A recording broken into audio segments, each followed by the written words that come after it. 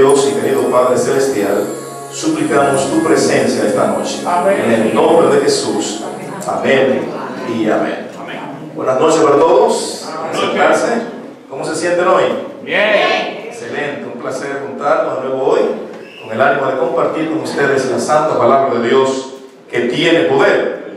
Lea conmigo segunda carta a los Corintios, donde fue la lectura bíblica de hace un rato. Segunda carta a los Corintios, el capítulo 6 y el versículo número 2. Dice allí la palabra de Dios. Segunda a los Corintios, capítulo 6, versículo 2. Dice el texto: porque Él dice, en tiempo aceptable te oí, en el día de salvación te ayudé. Ahora es el tiempo aceptable. ¿Cuándo es el tiempo aceptable? Ahora. Ahora. Dice más. Ahora es el día de la salvación. ¿Cuándo es el día de la salvación? Ahora. En ningún momento la salvación es colocada en la Escritura en el futuro. La salvación es un acontecimiento de tiempo presente, no para mañana, no para la próxima semana. La salvación es aquí y ahora. Esta noche vamos a estudiar 4 episodios en la vida de 2 personajes. 4 episodios breves, 2 personajes involucrados. Y se va a evidenciar que no siempre hay tantas oportunidades para salvación como mucha gente cree. ¿Cuántas oportunidades le da Dios al hombre para que se salve? ¿Cuántas? Richard me dice, muchas. ¿Cuánto es muchas? 20. ¿Una sola? Esta noche ustedes verán si son tantas. Esta noche veremos si son tantas oportunidades las que Dios puede dar a un ser humano para salvación. Vaya conmigo, Daniel. No olvide el principio que leímos hace un ratito. Hoy es el día de ¿qué? Y ahora es el tiempo de la salvación. Libro de Daniel, el capítulo número 2. Vamos a conversar sobre Nabucodonosor. Las 3 primeras historias tienen que ver con él. Libro del profeta Daniel, capítulo 2, versículos 1 y siguientes. Dice allí la palabra de Dios: en el segundo año de su reinado, Nabucodonosor tuvo un sueño que turbó su espíritu y no pudo seguir durmiendo. El rey mandó a llamar a los magos, astrólogos, encantadores y caldeos para que le mostrasen su sueño. Vinieron pues ante el rey y él les dijo: tuve un sueño y mi espíritu se ha turbado por saber el sueño. Entonces los caldeos dijeron al rey en lengua aramea: Rey, para siempre vive. Di el sueño a tus siervos y te mostraremos la interpretación. Nabucodonosor es el segundo rey del imperio neobabilónico. Hablamos del siglo VII antes de Jesucristo. Y Nabucodonosor no era cualquier persona. Con Nabucodonosor, Babilonia llegó a las cúspides más elevadas, no solamente por su capacidad bélico-militar, sino por el ingenio y la tiranía de este monarca neobabilónico. No se podía resistir el poder y la influencia que tenía este individuo, a quien quería daba vida, dice Daniel, y a quien quería matar. Así que no cualquier persona se atrevía a jugar con el rey babilónico Nabucodonosor. En un momento determinado, dice la Escritura, que tuvo un sueño que perturbó su espíritu. Si usted lee el capítulo 2 y el versículo 29, la Biblia dice que él se había acostado esa noche preocupado por lo que iba a acontecer en el futuro. Así que eso preocupaba al monarca neobabilónico, la certeza, la seguridad de qué cosa iba a pasar en el futuro. Así que tuvo un sueño que inquietó su espíritu y mandó a llamar a un grupo de personas cuyo compromiso, labor y trabajo primario era cumplir los caprichos e interpretar los sueños, enigmas y cualquier misterio que el rey Nabucodonosor tuviese. Voy a hacer un paréntesis antes de continuar sobre los sueños. ¿Saben que mucha gente quiere que Dios le hable por sueños? Señor, muéstrame un sueño para hacer aquí o para hacer allá, o para no hacer esto o para no hacer lo otro. Yo voy a decir algo. Usted no tiene que estar de acuerdo con lo que yo voy a decir ahora. Yo creo que Dios habla a través de los sueños. ¿Qué dije yo? Sí. Yo creo que Dios habla a través de los sueños y que en el pasado empleó este medio, este vehículo para construir, si se quiere, la iglesia cristiana. En tiempos veterotestamentarios habló a través de sueños, revelaciones e impresiones. Lo hizo. Yo creo que Dios puede hablar a través del sueño. Ahora bien, yo no creo en ningún sueño. Escucha bien. Dios puede hablar a través de un sueño, pero yo no creo en ningún sueño. ¿Por qué, hermanos míos? Porque un sueño puede venir de diferentes lados. Número uno, un sueño puede ser la realización de un anhelo no alcanzado. ¿Qué puede ser el sueño? Esa realización ficticia de un anhelo que no hemos alcanzado. Es como aquel que tiene su vida sumido en la más abjeta y terrible miseria. ¿En qué sueño? Sí, porque en el sueño se cristaliza un anhelo que no ha podido alcanzar. O es la persona que quiere, ¿verdad?, concretizar una relación de matrimonio, encontrar al príncipe o a la princesa soñada, porque es soltero o soltera. ¿Y qué va a pensar? Va a pensar en su matrimonio, porque el sueño puede ser la realización ficticia de un anhelo no alcanzado. Número dos, un sueño puede ser la reproducción nocturna de un acontecimiento diurno traumatizante. Es decir, usted vio un accidente, un suceso, ¿verdad?, que le traumatizó, que le cautivó. Pues esas escenas se pueden reproducir con una que otro arreglo en la noche. Eso puede ser un sueño. En tercer lugar, usted se puede acostar a medianoche impresionado por un filme que usted vio, y el diablo se puede aprovechar de ese entorno y los pensamientos suyos, aunque no sabe lo que usted piensa, pero sí sabe lo que usted ve. Perfecto. Y puede entonces crear un ambiente para que usted tenga un sueño perturbador. Y en cuarto lugar, Dios puede hablar a través de un sueño. Siendo que un sueño puede venir de 4 canales diferentes, yo me voy a lo seguro, hermanos, a la palabra de Dios. Si yo quiero saber cuál es la voluntad de Dios para mi vida, entonces yo acudo a la palabra de Dios. 1600 años se gastó Dios para formar la palabra de Dios. 40 hombres inspirados para formar la palabra de Dios. Así que lo que menos yo puedo hacer ahora para saber la voluntad de Dios no es pedirle un sueño, es leer su palabra. Así que si usted quiere saber qué Dios quiere para usted, no vea la película, hermano, lea el libro. Lea el libro, lea la palabra. ¿Por qué resulta tan difícil leer el texto sagrado? John Neville Sanders, uno de los pioneros de la iglesia adventista, donde estaba en su lecho de muerte, recuerdo esa historia, siempre me ha cautivado. Un amigo muy cercano se le acercó y le dijo a John Neville Sanders: ¿es cierto lo que dicen por ahí? Que si la Biblia se perdiera, tú puedes reproducirla completa. Y él dijo: bueno, no puedo decir tanto del Antiguo Testamento, pero si el Nuevo Testamento se perdiera, pudiera reproducirlo versículo por versículo. ¿Puedes imaginar algo igual, hermanos? Alexander McLaren, uno de los grandes predicadores del siglo XIX, le dedicaba 60 horas de estudio a cada sermón. 60 horas. ¿Cuándo fue la última vez que usted le dedicó 60 horas a la preparación de un sermón o a leer parte de la palabra de Dios? 60 horas. ¿Por qué hay tantos hombres poderosos en la palabra de Dios? Eso no es producto de la casualidad, es tiempo dedicado a la palabra de Dios. No ver películas ni acostarse a las 4 de la mañana viendo tonterías, es gastando tiempo en la palabra de Dios. Así que si quieres conocer la voluntad de Dios, lee la Biblia, hermanos. Dígale que está a su lado, lee la Biblia, dígase. Así que Nabucodonosor está impresionado por el sueño este que ha tenido y manda a buscar a esta gente encargada de revelar los misterios, ¿verdad? Las cosas que le inquietaban al monarca. Así que el problema con el sueño, dice la Biblia, no era darle la interpretación, sino que él estaba pidiendo algo más inusitado que rayaba en la imposibilidad. Así que los magos le dicen: no hay ningún problema, dinos cuál es el sueño y entonces te daremos la interpretación. Y Nabucodonosor dice: bueno, el problema es que a mí también se me fue el sueño. Yo no sé qué fue lo que yo soñé. Ahora, si usted lee el versículo 8 y 9, se va a dar cuenta que algo él sabía, que algo a él le quedaba en su mente, pero él quería saber si tenían la capacidad de dar una interpretación correcta. Así que él les probó diciendo: si ustedes me dicen lo que yo soñé, entonces sabré que pueden darme la interpretación correcta. Entonces ellos dijeron: no, lo que usted está pidiendo raya en lo imposible y solo lo pueden hacer los dioses y ellos no habitan con la carne. Entonces, si usted tiene un grupo de empleados para un trabajo determinado y no cumplen con esa labor, usted como patrón, ¿qué haría? Bueno, pero Nabucodonosor no lo despachaba, le arrancaba la cabeza. Así que mandó a buscar a Arión, capitán de la guardia, porque tiene un grupo de personas a quienes se les paga un jugoso salario para interpretar los misterios y enigmas del monarca, pero ahora no pueden resolver ese problema, de manera que se están ganando un dinero sin trabajar. Así que vamos a cortarle la cabeza a todos. Y Arión salió del lugar real a cortarle la cabeza a todos los hechiceros.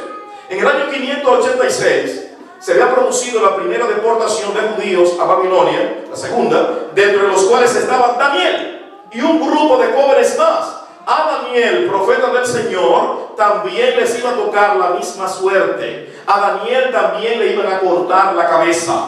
Así que él le dijo a Arioc: permíteme consultar al rey para que me dé un chancecito a ver qué Dios me revela de este enigma que atormenta al monarca neobabilónico. Y así fue. Se le concedió un tiempo a Daniel. Y yo quiero que usted vea lo que dice la palabra de Dios, versículo 24 de Daniel capítulo 2.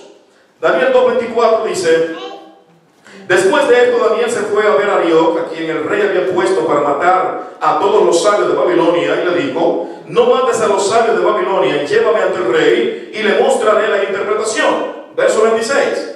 El rey preguntó a Daniel, a quien llamaba Belsasar: ¿eres tú capaz de decirme el sueño que vi y su interpretación? Y Daniel respondió: el misterio que el rey demanda, ni sabios, ni astrólogos, ni magos, ni adivinos lo pueden revelar. Pero hay un Dios en el cielo que revela los misterios. ¿Quién revela los misterios? Si tiene una duda, ¿quién debe preguntárselo? Si no entiendes algo, ¿quién debe consultárselo? Porque Dios revela los misterios. Y sigue diciendo más: pero hay un Dios en el cielo que revela los misterios y ha mostrado al rey Nabucodonosor lo que ha de suceder en los últimos días. Dios toma a un rey pagano, asesino, despiadado, déspota, idólatra, para revelarle el futuro. No estamos hablando de un cristiano que se reunía en la sinagoga el sábado de la mañana y oraba al Dios Todopoderoso. Dios escogió a un hombre corrupto, a un pagano, a un asesino, a un criminal, a un idólatra, para revelarle lo que iba a acontecer en el futuro. Note lo que dice la Biblia: rey, tú en tu cama estuviste pensando qué sucedería en el futuro, y el que revela los misterios te mostró lo que ha de acontecer. Verso 31. Rey, tú viste una estatua majestuosa, enorme y brillante. Estaba en pie y su aspecto era terrible. La cabeza de la estatua de oro fino, su pecho y sus brazos de plata, su vientre y sus muslos de bronce, sus piernas de hierro y sus pies en parte de hierro y en parte de arcilla. Mientras tú mirabas, una piedra fue cortada sin intervención de mano humana, e hirió la estatua en sus pies de hierro, arcilla, y los desmenuzó. Entonces se desmenuzaron también el hierro, la arcilla, el bronce, la plata y el oro, y se volvieron como la pelusa de las ceras del verano, que el viento lleva sin dejar rastro alguno. Pero la piedra que hirió a la estatua llegó a ser un gran monte que llenó toda la tierra. Y mientras Daniel le revelaba la visión que había tenido el sueño, yo imagino a Nabucodonosor asintiendo con la cabeza, diciendo: sí, en efecto fue eso lo que yo vi. ¿Cómo puede este hombre meterse en mi cabeza? No, ya Daniel lo había dicho: el que revela los misterios. ¿Y quién es ese? Dios. Porque no hay posibilidad de que yo pueda saber lo que usted pensó. Así que Dios reveló en su gracia, le plugo revelarle a Daniel lo que había en la cabeza de Nabucodonosor. Ese fue el sueño. Viste una estatua majestuosa de varios metales, de oro, de plata, de bronce, de hierro y mármol. Eso fue lo que viste. Ahora escucha la interpretación. Verso 36. Ese es el sueño. Ahora diremos al rey su interpretación. Tú eres rey de reyes, porque el Dios del cielo te ha dado reino, poder, fuerza y majestad.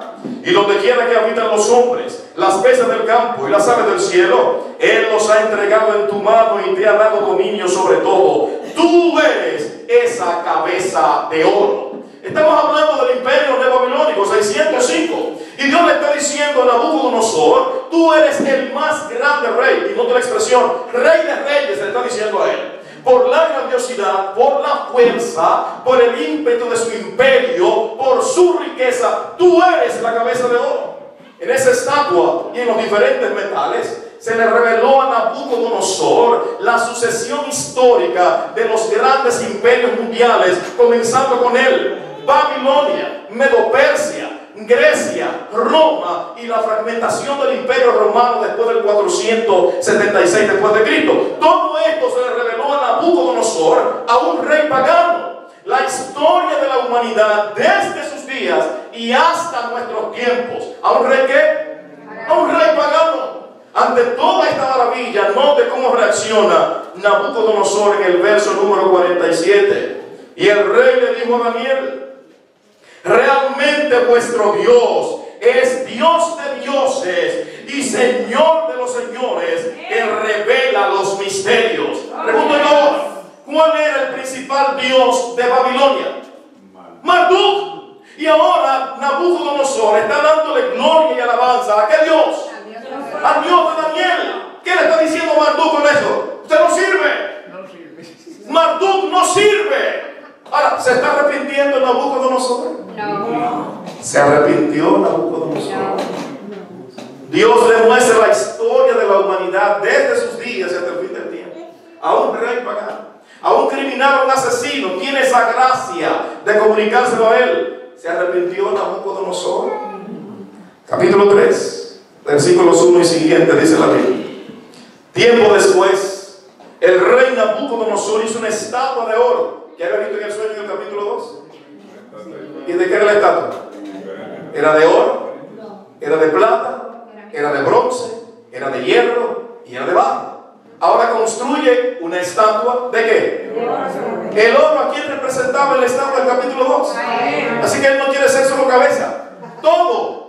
Él quiere gobernarlo todo, no un tiempo, no una época, todo. Una estatua de oro de 70 codos de alto, 30 metros, y lo levanta en la altura de Dura, la llanura de Dura, en la provincia de Babilonia. Y el rey mandó llamar a los sátrapas, gobernadores, magistrados, capitanes, oidores, tesoreros, consejeros, etcétera, etcétera, para la revelación de la estatua. Verso 3. Y se reunieron pues los sátrapas, los magistrados, los capitanes, los oidores, etcétera, para la dedicación de la estatua que Nabucodonosor había levantado. Verso 4. Entonces el pregonero anunció: se manda a vosotros, pueblos, naciones y lenguas, que al oír el son de la bocina, la flauta, el tamboril, el arpa, el salterio, la zampoña y todo instrumento musical, os postréis y adoréis la estatua de oro que Nabucodonosor ha levantado. Y el que no se postre y la adore en el acto será echado en el horno de fuego ardiendo. Note usted que en el capítulo 2, y ante la visión, el sueño que había recibido, Nabucodonosor le da gloria y honra al Dios de Daniel, pisoteando así a Marduk. Ahora levanta una estatua de 30 metros de alto en la llanura de Dura. Muy posiblemente, dicen los investigadores, la apariencia física externa de este esperpento de 30 metros pudo haber sido una imagen de Marduk. 30 metros se podía ver a la distancia, posiblemente de madera y recubierta completamente con placas de oro. ¿Puede imaginarse usted la cantidad de oro que se requirió para cubrir una estatua de 30 metros de alto? Era recurrente en tiempos del Antiguo Testamento este tipo de monumentos. En Egipto usted tendría, por ejemplo, el monumento a Luxor, una estatua que tenía mucho más de 30 metros de alto. Así que este tipo de monumentos en el tiempo pasado era recurrente, era una práctica normal y habitual. Esto para hablar de su poder, de su gracia, de toda su fuerza. La orden era que debían prosternarse ante la estatua que había levantado en la llanura de Dura, so pena de muerte. Llegó el día de la revelación y todo el mundo estaba frente a este inmenso esperpento de oro. Cuando se ejecutaron los instrumentos musicales, todo el mundo lanzó el rostro al suelo. Esa práctica de la proscunesis todavía la practica el obispo de Roma. Cuando el Papa visita algún país, cuando llega al aeropuerto, ¿qué es lo primero que hace? Besa. Es el rito de la proscunesis. Es el reconocimiento de la humillación, pero es besar la tierra. Así que lo que se le está pidiendo aquí a todo el mundo es: besa la tierra en reconocimiento de la grandeza de Marduk y en reconocimiento de mi poder, de mi grandeza.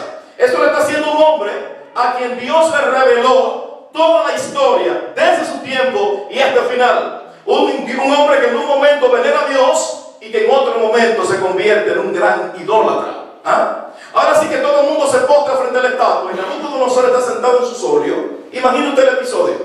Digamos que está en un estadio de fútbol, una llanura inmensa, y hay, qué sé yo, 20.000 personas abajo. Si todo el mundo se postra y hay 3 que no lo hacen, ¿queda evidenciado eso, sí o no? Y todo el mundo lo ve. Ahora, ¿cree usted que Nabucodonosor no vio eso? En una llanura, todo el mundo tirado al suelo y 3 muchachos con los brazos cruzados.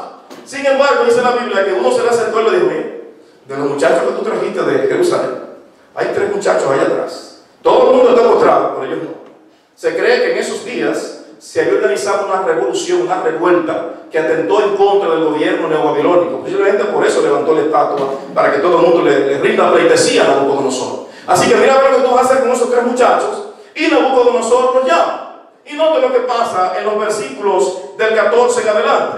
Nabucodonosor les dijo: ¿es verdad, Sadrach, Mesach y Abednego, que vosotros no honráis mi Dios, ni honráis la estatua de oro que yo levanté? Ahora, al oír el son de la bocina, la flauta, el tamboril, el arpa, el salterio, etcétera, etcétera, les doy un segundo chance para que se arrodillen. Y si no lo hacen, los vamos a lanzar en el horno de fuego. Y me gusta la respuesta que dan los muchachos cuando dicen: Sadrach, Mesach y Abednego respondieron, verso 16. Acerca de esto, no necesitamos responderte absolutamente nada. Nuestro Dios, a quien honramos, puede librarnos del horno de fuego, y de tu mano nos librará. Y aunque no nos librara, sepa bien que a tu estatua no vamos a adorar. Hermano, ellos eran fieles en Babilonia, en una lengua extraña, en una ciudad extraña, con una comida diferente a la suya, y decidieron serle fieles a Dios. No, yo ahora vivo en un país extraño, con una lengua extraña, tengo compromisos diferentes. No, yo no puedo servir a Dios ahora. Ellos sirvieron a Dios en Babilonia. Amén. Gloria a Dios. So pena de muerte. Y eran jóvenes. No, que la juventud y siempre vivimos, hermano, con el asunto con los jóvenes. Eran tres jóvenes que decidieron honrar a Dios aunque los mataran. Gloria a Dios. Habían entendido en quién habían creído, tener un conocimiento grande de Dios y su palabra, de su misericordia, de su grandeza. Tenían los pantalones bien puestos. Si ese fuera el tipo de hombre que tuviéramos hoy en nuestras iglesias, Jesucristo hubiese venido ya a buscar a su pueblo. Pero cuán lejos estamos de eso, hermanos. Cuán lejos estamos de eso. A tu Dios no adoraremos. Y el monarca se llenó de cólera, de ira, y mandó atarlos de pies y manos. Incluso mandó a colocar más combustible en el horno para que se calentara mucho más, y lo lanzaron dentro del horno. Y pasó algo interesante en el versículo 24, dice la Biblia: entonces el rey Nabucodonosor se espantó y se levantó a prisa y dijo a los de su consejo: ¿no echaron tres varones dentro del horno atados? Y ellos respondieron al rey: sí. Y él agregó: pero yo veo, ¿quién? A un cuarto que está suelto y se pasea en medio de las llamas del fuego, y su apariencia es como el Hijo de los dioses. ¿Quién bajó a cuidar a los muchachos? Jesucristo. Y caminó en medio de ellos, en medio de las llamas, y Nabucodonosor abrumado los mandó a sacar. Y cuando salieron, no olían a humo, no se le había quemado siquiera un pelo de la cabeza. Y el fuego fue discriminador, porque solo quemó las cuerdas que ataban sus manos. Pero no se quemaban en lo absoluto, porque Dios honró su fidelidad. Ahora pregunto yo: ¿y si Dios no lo hubiese hecho? ¿Su testimonio hubiera sido inferior? No, ¿verdad? Hubiésemos recordado hoy, esta noche, a tres jóvenes que murieron por su fidelidad, y su testimonio sería tan grande como la obra de liberación que Dios efectuó. Ahora note la reacción de Nabucodonosor. Lea conmigo, por favor. Versículo 28. Entonces Nabucodonosor exclamó: alabado sea el Dios de Sadrach, Mesach y Abednego. ¿A quién honró? ¿A quién glorificó?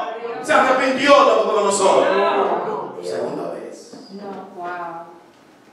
Tiene un sueño, una revelación, donde Dios le muestra la historia desde su tiempo y hasta el fin del mundo. No se arrepiente ante un portento de esta naturaleza, donde Dios manifestó su gracia, preservando la vida de tres jóvenes que desafiaron abiertamente al monarca. Tampoco se arrepintió. Capítulo 4. El capítulo 4 se escribió en 568, 35 años después del reinado inicial de Nabucodonosor. Tenía 35 años en el poder. El capítulo 4 no lo escribe Daniel, lo escribe Nabucodonosor. Cuando se lee el capítulo 4 de Daniel, parece como si fuera una carta del apóstol Pablo, porque note cómo habla Nabucodonosor en el capítulo 4. El rey Nabucodonosor, a todos los pueblos, naciones y lenguas que moran en la tierra, paz os sea multiplicada. Note cómo habla Nabucodonosor. Conviene que yo publique las señales y milagros que el Dios Altísimo ha hecho conmigo. Cuán grandes son tus señales y cuán potentes sus maravillas. Su reino es reino eterno y su dominio de generación en generación. ¿Quién está hablando ahí? Nabucodonosor. Sigue más. Estaba yo tranquilo en mi casa floreciente y en mi palacio, y tuve un sueño que me perturbó. Tendido en mi casa, las imaginaciones y visiones pasaron por mi cabeza y me perturbaron. Por eso mandé llamar a todos los sabios de Babilonia para que me mostrasen la interpretación del sueño. Vinieron los magos, astrólogos, caldeos y adivinos. Les conté el sueño, pero no me pudieron mostrar la interpretación. Al igual que en el capítulo 2, tiene un sueño que le inquieta, que lo intranquiliza. Pero a diferencia del capítulo 2, ante la incompetencia de los hechiceros, no los manda a matar, sino que manda a buscar a su amigo que ya le había revelado un misterio anterior. ¿Quién es ese? Daniel. Y entonces le cuenta el sueño a Daniel. Nota que estuve soñando y vi un inmenso árbol cuya copa rasgaba hasta el cielo.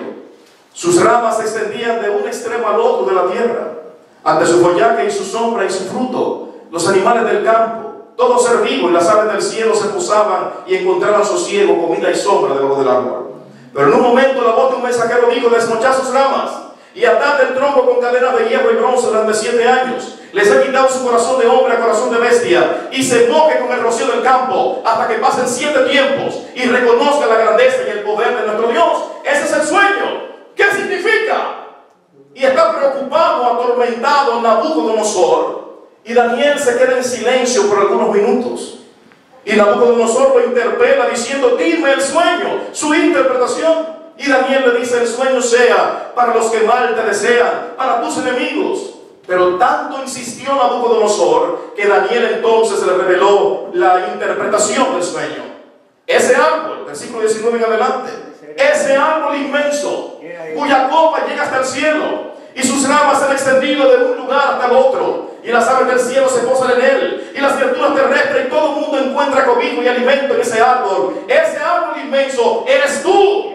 Tu imperio ha crecido sobremanera. Nadie tan grande como tú, nadie tan fuerte como tú. Pero eso que viste, que fueron desmochadas las ramas del árbol, significa que tu reino te será quitado, y andarás como animal durante 7 años, hasta que reconozcas la grandeza de Dios. Y nota el consejo que le da Daniel en el versículo 27. Por lo tanto, aprueba mi consejo, renuncia a tus pecados y haz lo justo. Renuncia a tu maldad y sé bondadoso con los oprimidos, y tal vez eso prolongue tu maldad. Hermano, si a usted le dice que si no se arrepiente, que si no se entrega a Dios, mañana amanece convertido en animal, ¿qué usted haría?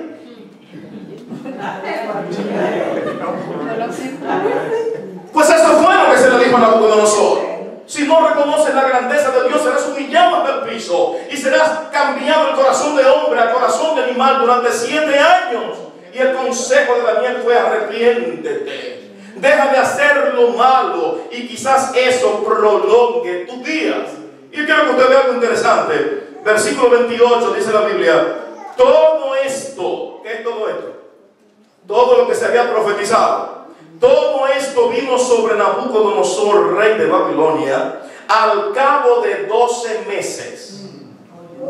Al cabo de 12 meses, el rey se paseaba por el palacio real de Babilonia y dijo: ¿no es esta la gran Babilonia que yo edifiqué con la fuerza de mi poder, para residencia real y para mi propia gloria? ¿Era eso humillación? No, eso era arrogancia, un desafío petulante. Cuando vio la grandeza y hermosura de Babilonia, 1 año después.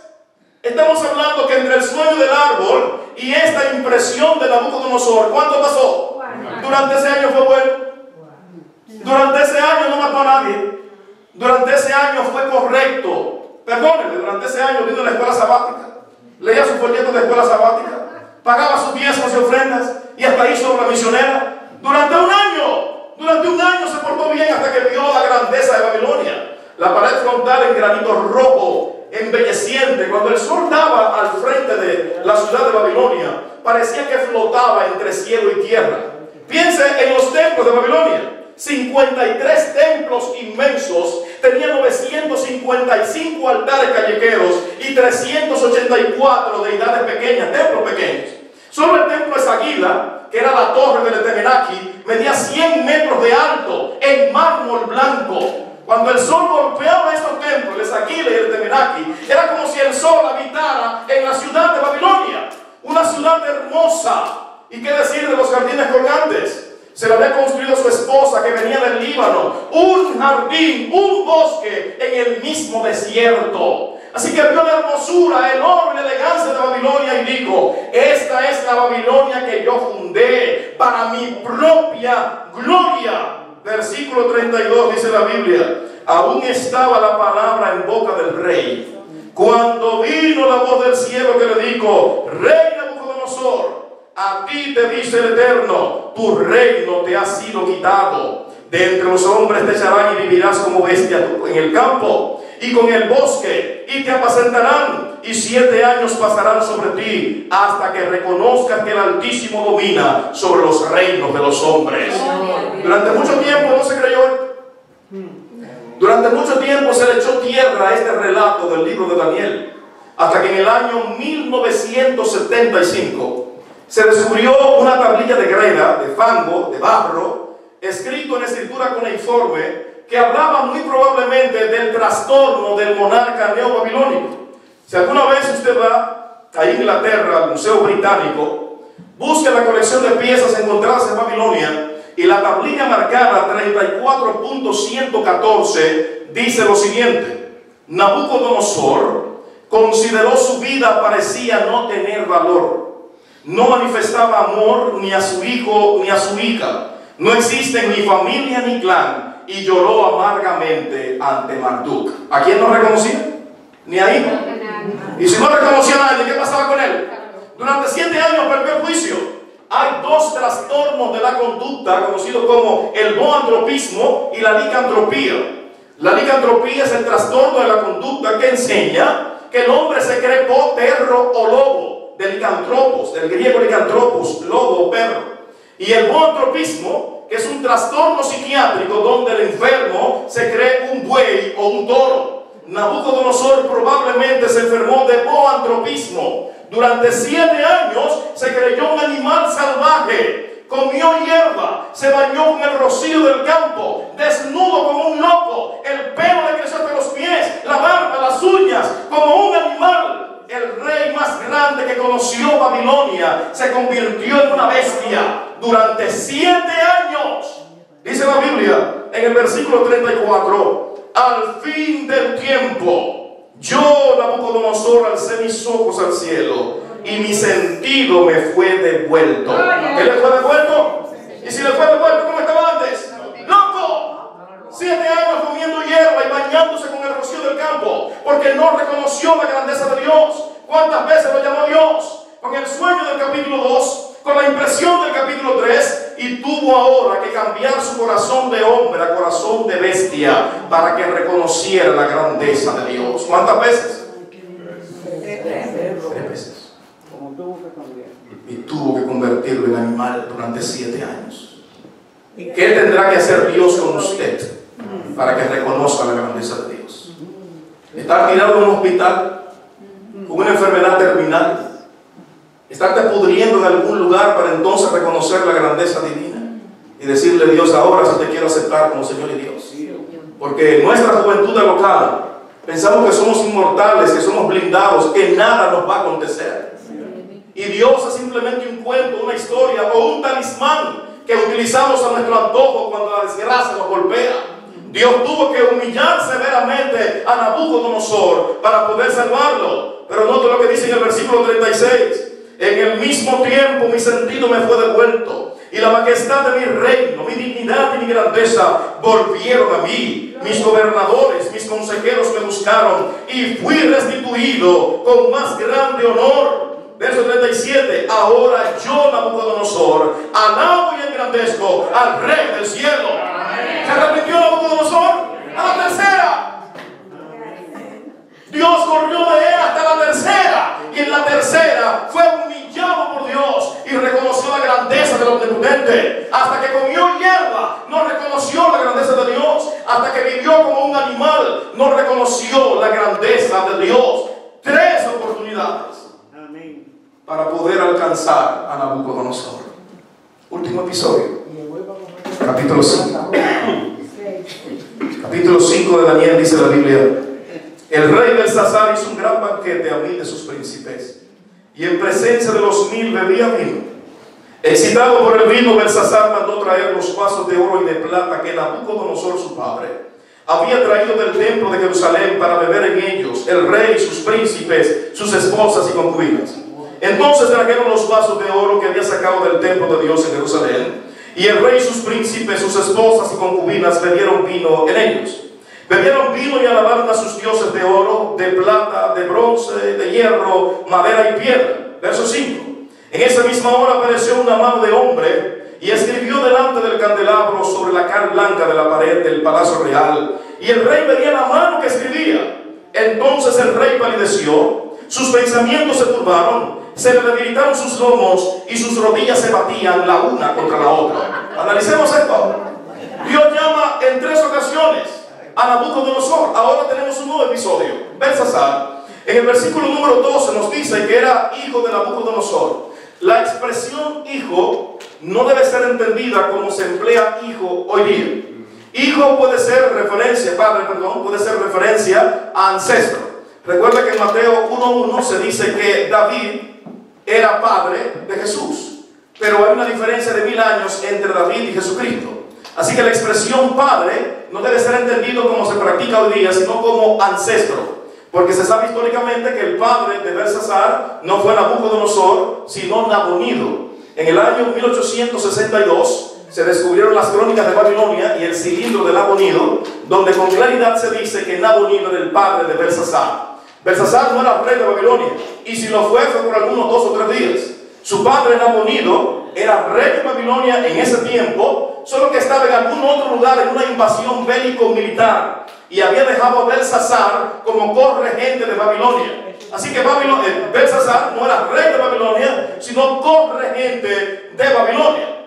Mandó a buscar a sus mujeres. Se practicaba lo que se conoce en historia como prostitución sagrada. El rey tenía el poder, el derecho de vivir con las sacerdotisas. Así que ese día hubo una orgía sexual en el palacio de Babilonia. Borrachos, turbados, enfermos, drogados. Mandó a buscar los vasos de oro y plata que se empleaban para las libaciones del templo de Dios en Jerusalén. Un desafío a la grandeza y el poder de Dios. Y note que se emplea la expresión: adoraban a sus dioses de oro, plata y bronce. Una referencia también a los metales de ¿qué?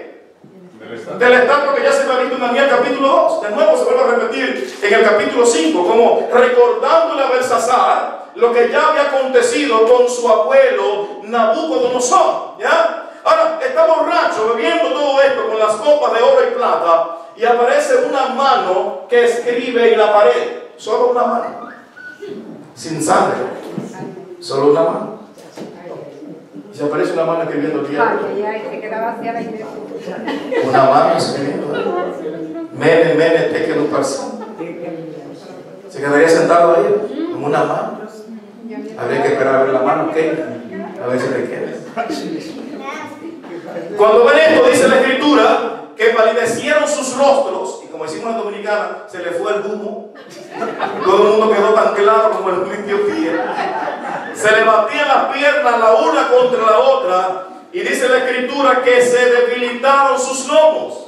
Los hebreos eran muy gráficos. La expresión debilitarse el lomo es un eufemismo que implicaba que Belsasar no tuvo control de sus esfínteres, es decir, se ensució los pantalones. La impresión fue tan grande, hermano, el susto fue tan grande que al monarca se le olvidó su realeza y el hombre es un desastre ahí, por lo que estaba viendo. Si nadie podía interpretar lo que estaba aconteciendo. Así que lo mismo que su padre, que su abuelo, mandó a buscar los magos, hechiceros y todo aquello para que develaran, descubrieran el significado de la expresión mene, mene, tekel uparsin. ¿Qué significa?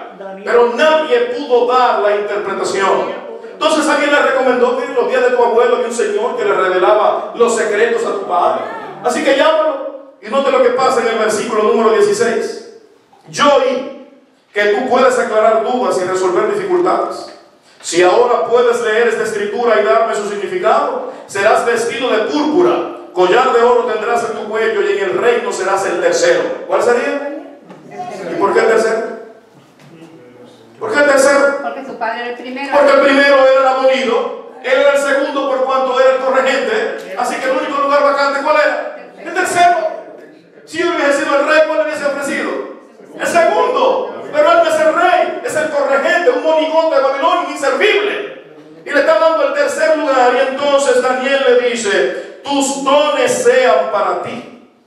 presentes daba a otros. De todos modos, te voy a decir lo que significa la Escritura. Verso 18. El Altísimo Dios dio a Nabucodonosor, tu abuelo, el reino, la grandeza, la gloria y la honra. Y por la grandeza que le dio, todos los pueblos, naciones y lenguas temblaban delante de él. A quien él quería mataba y a quien quería daba la vida. Recuerden que no estamos hablando de cualquier persona. Le está narrando la historia de quién. Del rey más grande que Babilonia haya tenido jamás, Nabucodonosor, su abuelo. Y le dice más: engrandecía a los que querían y a los que no querían lo humillaba. Pero cuando su corazón se ensoberbeció y su espíritu se endureció con orgullo, fue depuesto del trono real y despojado de su gloria. Fue echado entre los hombres y le fue dada mente de bestia, y con los asnos monteses fue su morada. Le dieron a comer hierba como un buey, y su cuerpo fue mojado con el rocío del cielo, hasta que reconoció que el Altísimo es soberano sobre los reinos de los hombres, y pone a quien él quiere. Le está contando la historia, y dice ahora en el versículo 22 que me interesa: y tú, Belsasar, sabiéndolo todo. ¿Qué sabía? ¿Cree usted que él no sabía que su abuelo comió hierba durante 7 años? Él era adolescente cuando su padre, su abuelo, estaba amarrado en un tronco en el patio como una bestia. Él lo sabía porque él lo vio. Y Daniel le dice: y tú, Belsasar, su nieto, sabiéndolo todo, no has humillado tu corazón. ¿Qué puede hacer Dios con alguien que ya lo sabe todo? ¿Qué puede hacer Dios con alguien que ya conoce todo? ¿Le va a dar otra chance? ¿Le va a dar otra oportunidad? ¿Va a correr detrás de él? No, ya tú lo sabes todo. El versículo 30 dice la Biblia: esa misma noche, 12 de octubre del año 539 antes de Cristo, con la toma de Babilonia por los medos y persas, esa misma noche fue muerto Belsasar. ¿Cuántas oportunidades le dio Dios a Belsasar? ¿Corrió detrás de él? ¿Le dio segunda chance? Las mismas oportunidades de su abuelo fueron también sus oportunidades. Pero Dios no le dio una más. ¿Por qué? Porque lo sabía todo. Porque lo sabía todo. ¿Cuántos son los que vienen a escuchar la palabra de Dios y conocen lo que tienen que hacer? ¿Cuántas veces has sido impresionado por el Espíritu de Dios y has decidido cambiar de vida, reorganizar tu vida espiritual, y sales por esa puerta y se te olvida? Lo sabes todo. Dios no va a salir corriendo detrás de usted. Si lo sabes todo, no habrá un nuevo emisario, no habrá un nuevo mensajero, porque ya lo sabes todo. ¿Sabía Belsasar que esa noche era su última noche? Por eso Pablo dice: el día de salvación, ¿cuándo es? Hoy. No mañana. Porque Belsasar pensaba que había un mañana. No amaneció el 13 de octubre para Belsasar. El 12 de octubre del 539 ese día murió. Pensó que era inmortal, que podía desafiar la grandeza de Dios, que podía pisotear el imperio de Dios. Y Dios no corrió más detrás de Belsasar, porque lo sabía todo. Hermano, no seas iluso. Dios no va a correr siempre detrás de usted. Dios no correrá siempre detrás de ti. Si Dios te ha llamado, sería una actitud inteligente de tenerte hoy. Amén. Sería una actitud brillante decirle a Jesucristo: yo lo sé todo, yo me entrego a ti. Gloria a Dios. Amén. ¿Por qué seguir corriendo? ¿Por qué seguir huyendo? Hay un pastor amigo de Dominicana, se llama Obispo Polanco. En el distrito anterior, él estaba dictando una serie de campañas. Todas las iglesias estaban en campaña ese día. Así que yo pude estar en algunas, no en todas. Donde él estaba dictando la serie de evangelismo, había unos jóvenes justo afuera de la iglesia, sentados en una moto. Habían ido todas las noches. Esa noche el pastor obispo hizo un llamado para aceptar a Jesucristo como Salvador. Y él veía cómo los muchachos, como que querían tomar la decisión, pero no lo hacían. El programa terminó y el pastor se les acercó, y entonces le dijeron: no, pastores, vamos a hacer en la próxima. ¿En qué? En la próxima. En la próxima. Esa misma noche salieron de ahí 3 montados en una moto, un camión cargado de cemento. Los embistió y los mató a los 3. Esa misma noche. No tuvieron un mañana. No es que sea fatalista, es que es así. Es que es así. y usted solo controla el aquí y el ahora, porque hoy es el día de salvación. Amén. Hoy es el momento de la salvación. ¿Cuándo es el día de salvación? ¿La próxima campaña? ¿El próximo mes? ¿El próximo sábado? ¿Mañana? No. La salvación es ¿cuándo? Ahora. Es aquí y es ahora. En el reino de los cielos veremos a Nabucodonosor. No veremos a Belsasar, quien desperdició las oportunidades que Dios le dio. Recuerda hoy, Dios no siempre correrá detrás de ti. ¿Quieres detenerte esta noche para ser encontrado por Dios? Amén. ¿Quieres detenerte esta noche para ser encontrado por Dios? Amén. Ponte de pie y dile a Jesucristo: yo me detengo para ser salvado. Dios ha dado a la iglesia adventista del séptimo día un caudal muy grande de verdad. Nos ha dado a nosotros como iglesia, como pueblo, tanta información, tanto conocimiento. Y si con alguien Dios no correrá mucho, será con ustedes y conmigo. Porque ella nos ha dado mucho. Esta noche yo quiero orar de manera muy especial por los hermanos a quien Dios le ha dado tanto conocimiento, a quienes nos ha dado tanto y sabemos tanto, pero de vez en cuando como que nos olvidamos de eso. Quiero decirle a Jesucristo esta noche: Señor, si hoy fuera mi último día sobre la faz de la tierra, yo quiero estar en paz contigo. Amén. Si es así, yo quiero que pase aquí delante. Amén. Quiero hablar contigo esta noche. Si hay algún amigo que nos acompaña hoy y cual Belsasar ha resistido la influencia de Dios y sabiéndolo todo, quiero decirle a Cristo: Señor, yo quiero aceptarte hoy. Pasa aquí delante también y dile a Jesucristo: Señor, hoy, no mañana, no la próxima semana, no en la próxima campaña, hoy yo decido hacer los arreglos de salvación contigo. Porque somos como la brisa, ¿verdad?, que se mueve, como la flor que se marchita y desaparece. Porque no somos inmortales, porque desaparecemos, morimos, nos extinguimos. La Escritura es clara, hermanos. Solo se perpetúa nuestra vida y existencia cuando dejamos que Cristo viva en nuestro corazón. Yo estoy a la puerta y llamo, dice Cristo. Si alguno oye mi voz y abre la puerta, entraré a él, cenaré con él y él conmigo. Hoy es el día de salvación. ¿Cuándo? Hoy es el día de salvación. Dios y Padre, a ti sea la gloria y el imperio por los siglos de los siglos. En estos 4 episodios que vimos esta noche, vemos reflejada tu misericordia, pero también tu juicio, que correrás detrás de nosotros, pero que no siempre correrás, que darás muchas oportunidades, pero no todas las que nosotros pensamos, que llegará un momento cuando tu gracia y misericordia terminará, y que aquel que conoce todo, aquel que sabe lo que tiene que hacer y no lo haces, no correrás un paso más en busca de él. Danos tu gracia esta noche, Señor, que no nos encuentres como Belsasares resistiendo la voz de tu Espíritu Santo. Que esta noche, rendidos ante tu presencia, digamos: Señor, es cierto que lo conozco todo y no he vivido a la altura del Evangelio, no he vivido a la altura de tu palabra, pero esta noche me humillo cual Nabucodonosor para no perecer como un Belsasar. Da tu gracia y tu perdón a tu iglesia esta noche. E inquieta a los amigos que nos acompañan hoy para aceptarte no mañana, sino hoy. En el nombre de Jesús. En el nombre de Jesús. Amén y amén. Amén. Bendiciones para todos.